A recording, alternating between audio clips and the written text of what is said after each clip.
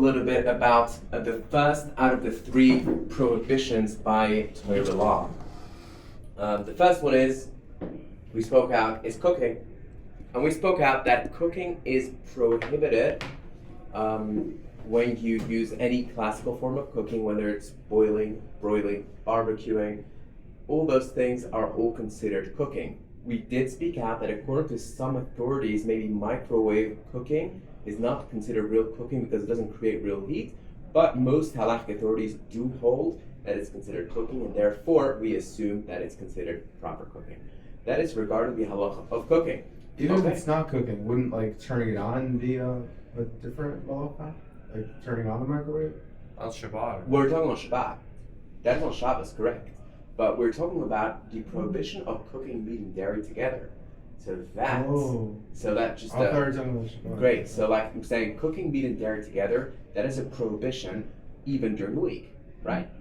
On Shabbos you'll have another transgression. But I'm saying, even if you're not going to eat it, just cooking? Yeah, we spoke that out. So there's three different elements that are part of the prohibition of meat and dairy. Number one is cooking, and we spoke out. If you're a chef in a restaurant, what was your If you're chef in a restaurant, you make what was that meal you spoke burrito. about? That's right. Some steak in the burrito, and then you. Can we get a kosher one here in Jerusalem? There is kosher burritos. You have Tacos Luis, right? Yeah, Tacos Luis. They probably make burritos.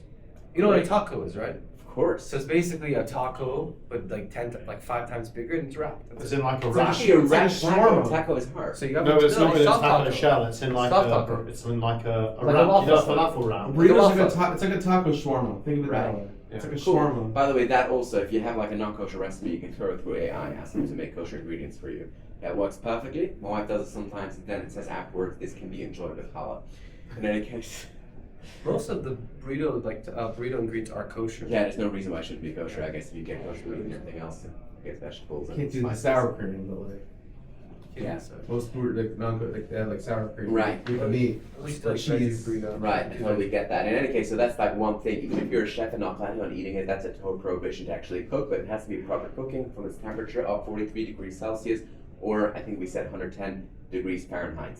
At that point, it becomes halachically cooking. By the way, that temperature, as we spoke at, is also a temperature that's problematic for the law of Shabbos. Okay? Great.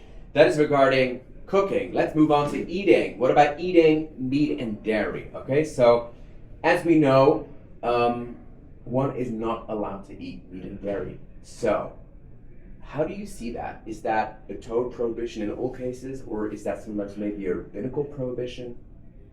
It's rabbinical.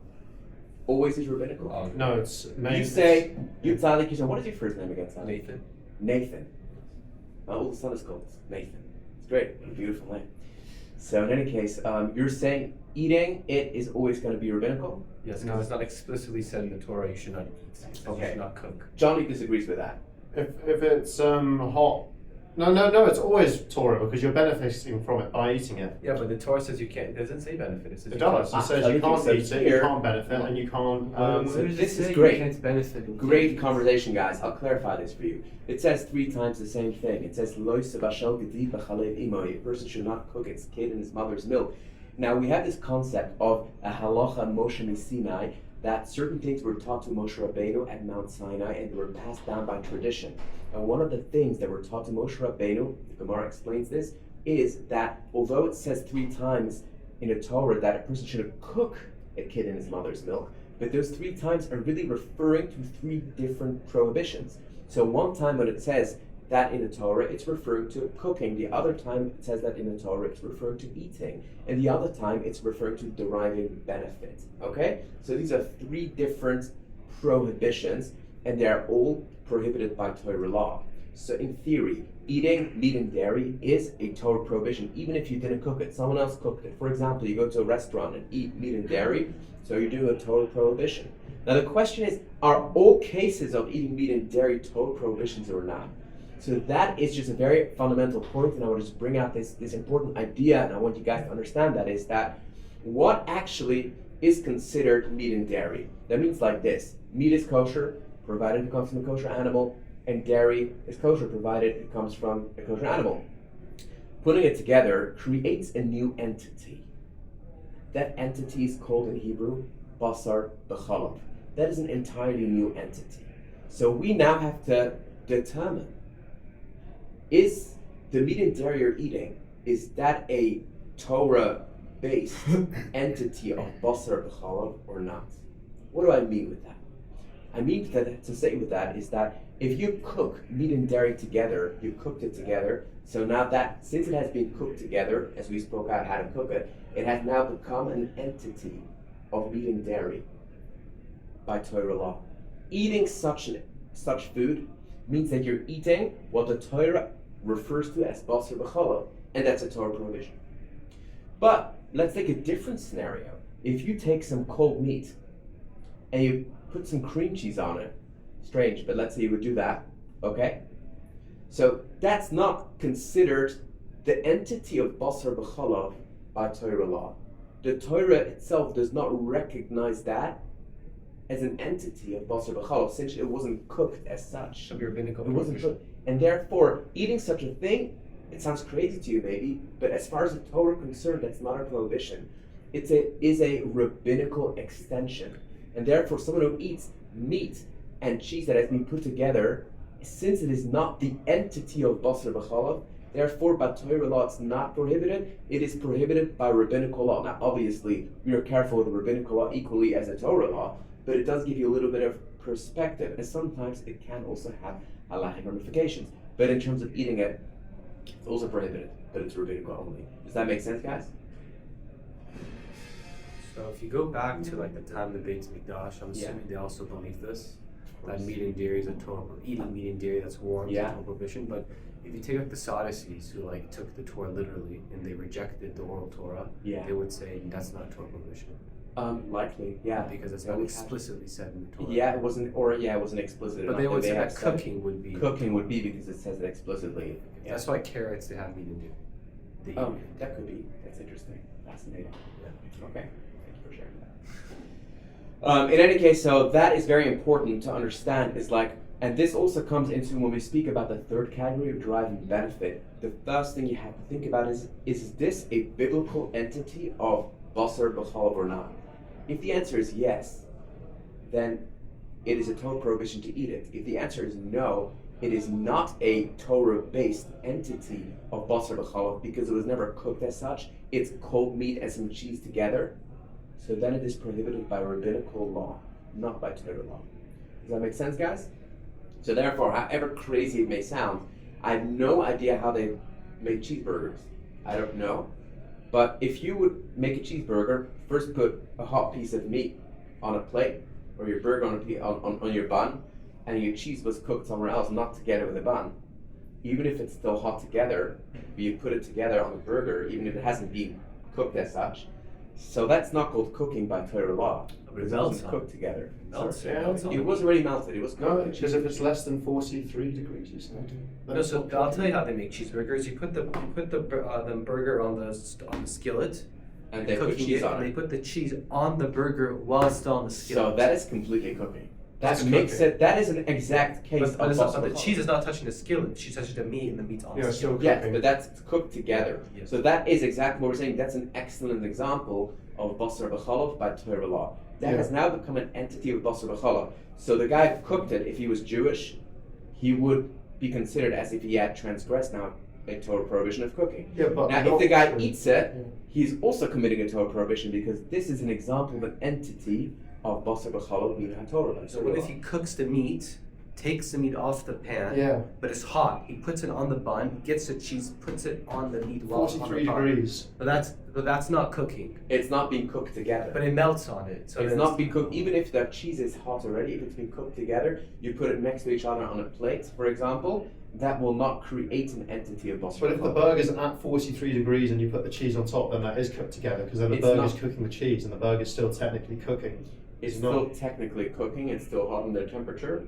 Yeah. It says, it's interesting because it says clearly in Halacha that if you put a piece of meat on a plate and a piece of cheese on a plate and they're still hot and they're touching each other, that's not called cooking by Torah law. And therefore, if this is how you would prepare that burger, it would not be prohibited by Torah law. But I'll just want to research that just to make sure what I'm saying makes a lot of sense because you're right. Obviously, it has that temperature 43 degrees if it's still very hot. So I'll research that for you. Bezrat Hashem, I'll have some more clarity on that tomorrow. But in theory, that's the rule that we're speaking out. That And then if you it's- could give it to a non-Jew as long as you don't benefit from it. Right, because that is the next point we're going to be speaking about soon, is deriving benefit. But that's in terms of eating. So in any case, eating meat and dairy is going to be always prohibited. So you don't really have to think about it. Like, is it rabbinical or is it by Torah law? Because regardless, we're not going to eat it. But this is giving you just a little bit of a perspective and a depth of things, is that it is only prohibited by Torah law if it actually has been cooked in a way that a Torah would define this as a new entity of Basar BeChalav. That's the halacha. Okay, guys, does that make sense? Okay. So I would like to move on to the next point, and that's deriving benefit. We spoke out that there's 3 prohibitions. The third one is deriving benefit. Now, what is a good example of deriving benefit? Let's say you have a pizza restaurant and you make pizza, but you also put chicken or you put beef on your pizza. Yeah. But you don't eat it. You don't cook it. You're just the owner, and you have workers, and your That's workers a great example. Workers are not Jewish, but it's your business. So you're making money off of them. That's an excellent, that's Right, the perfect example. Excellent. That's exactly what we're talking about. Meaning, in this case, you as an observant Jew, you are not eating it. You are not the one to cook. So you're fine. But you own it. And you're deriving benefit from it because you're making money off this. So that is the third Torah prohibition, is deriving benefit. However, with regard to deriving benefit, we have a fascinating point that I want to share with you. And that is that the third prohibition that we're speaking about now, about deriving benefit, is limited to something that is Basar BeChalav by Torah law only. You get that? Something that is not prohibited by Torah law. For example, cold meat and sprinkle some cheese on it. Is that an entity of Basar BeChalav by Torah law or not? No. No. That you may derive benefit from. There's no problem with deriving benefit from that.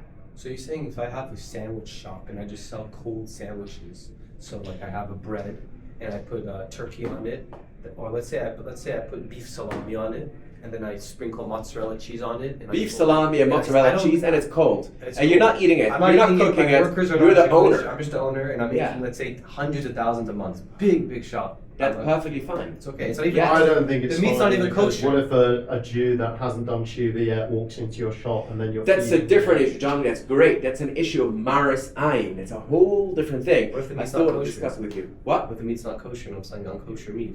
There is no issue. You're allowed to derive benefit from it. Really? You're not allowed to eat it. Yeah. Yeah, but I just don't like the idea of setting up the shop because not every Jew is. I wouldn't required advise to it to do finance it. Yeah, 100%. Like if Yeah. they see you in front of the store and they know, like Nathan, he's an observant Jew, so any Jew walking past may just think that your restaurant's okay. No, not That's a even different that. issue. Just even a Jew that hasn't committed themselves to Torah mitzvahs. They're Oh, still you're breaking putting a it. stumbling block. Yeah, that's Stumbling block. putting stumbling Leaf blocks in their neighbor, way. absolutely. That's Yeah. against the Torah as well. Yeah. Okay, but that's true. You need That's to the put a sign problem. that says "No Jews allowed." Like, Whoa. and then you'll get You're gonna be done. on ADL's hit list if you put that. Exactly. Exactly. Jonathan Green's gonna come after you. There you go. Exactly. Yeah, so so I would might not. as well just not have the You rest. might as well not have the restaurant, Johnny. Yeah. Is saying exactly. That's a good point. But in either way, regarding this, I mean, there's other examples also that could be fine. For example, let's say you're an owner of a factory or something like that, or I'll give you a different example. Let's say you have a dog. Any of you guys have a dog back home? Yeah. Mm. You have a dog? What's your dog's name? Leo. Leo.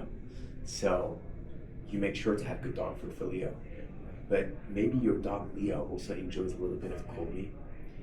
And he likes to have his cold meat with some cheese sprinkled on top of it. That's how he likes it. Okay? So can you give that to him? Yeah. Well, feeding your animal is a form of deriving benefit because you're benefiting by giving your animal food. So this is first of all a different example of benefiting. Not just the classical example of owning a restaurant is called benefiting, and that's called benefiting, but we have other cases. In the case of the restaurant, you're benefiting because you're obviously making a lot of money of this. But in a case of your pet, you're feeding your pet, you're obviously benefiting from it. It's great. It's Your pet's getting indirectly. You're food. not benefiting from it eating. You're benefiting from it, like after it's eaten. You're not benefiting. While it's First of eating, all, you're I not- don't have to spend money on dog food now, because I don't have to buy other foods now because I can just give him this. And besides that, of course, I get benefit from giving an animal. Why not? afterwards, but not while it's eating. After after it eats, then you benefit. You're not How do I benefit after I give him? Why? because then it has energy. But while it's eating, you're not like enjoying Yeah, but- watching your dog eating. But are you deriving? Is this food giving you any benefit or not? Whether it's before or after, is it giving you any benefit? Not If you directly. Indirectly. Okay, but that's called deriving benefit. Your dog is eating. He's getting benefit from it. That's clearly brought down in halacha. So that's called one example of deriving benefit. So here again we're saying that if you have a cheeseburger, that literally the meat and the cheese had been cooking together, so that's an entity of Basar BeChalav by Torah law that you are not allowed to derive benefit from. So you're not allowed to sell it, and you're not allowed to give it to your dog either. Your dog doesn't have to keep kosher, but you are essentially deriving benefit from it. But if you have something else that is not Basar BeChalav by Torah law, let's say something that would only be problematic by rabbinical law, for example, cold meat with some sprinkled cold cheese on it, that is not an entity of Basar BeChalav by Torah law. Or hot meat sprinkled with cheese and it melts. Sorry? Or hot meat sprinkled with cheese and it melts. It's not Basar BeChalav. You're not cooking it. Right. So any case where it's not considered Basar BeChalav by Torah law, you are no problem l'chatchila, ideally, to allow to benefit from it. You can feed that to your dog. Okay. Can you have unkosher dog food? Like, let's say you have dog foods like chicken, dog food made with chicken, but it's unkosher meat. Are you allowed to have them in your house to feed your dog only? Yeah. Yeah, you can give it to your dog. But there's unkosher meat in your house. Yeah, but you can benefit from unkosher meat. You're allowed to benefit You just from can't it. eat I assume you're not going to be eating it, No, I'm right? not eating it. And you're not going to put it in the same bowl you're eating from, right? No, You won't but put it's it in your cereal house. bowl. It's in your. That's in okay. Your, That's fine. That's okay. Absolutely fine. So that's really the third prohibition. We spoke about deriving benefit. Okay, we just went through quite a bit of information today. So just to make sure that the takeouts are clear what we spoke at, we actually today worked out all the three different prohibitions of eating meat and dairy. Number one was cooking, number two was eating, and number three was deriving benefit. Now, deriving benefit is important to understand. Well, before we even get to deriving benefit, we spoke out about the concept of meat and dairy or Basar BeChalav being an entirely new entity. That entity, we have to work out, is that actually happening over here? Is it a new entity by Torah law, Basar BeChalav, or not? So the only way to work that out is by just asking yourself, has this been cooked together? Is this meat and dairy that has been cooked together? Is the answer yes, so this is the new entity of Basar BeChalav, and then eating it is a Torah transgression. And also, you may not derive benefit from it. But if this is not an entity of Basar BeChalav by Torah law, it is cold meat, cold cheese, whatever it is, not being cooked together, and therefore it's not an entity of Basar BeChalav by Torah law, so then eating it is a rabbinical prohibition. You may not eat it. It's rabbinical. Regarding deriving benefit, it becomes much more lenient because then you are actually allowed to derive benefit from it. Deriving benefit is limited to something that has that is an entity of Basar BeChalav by Torah law only. Okay, guys?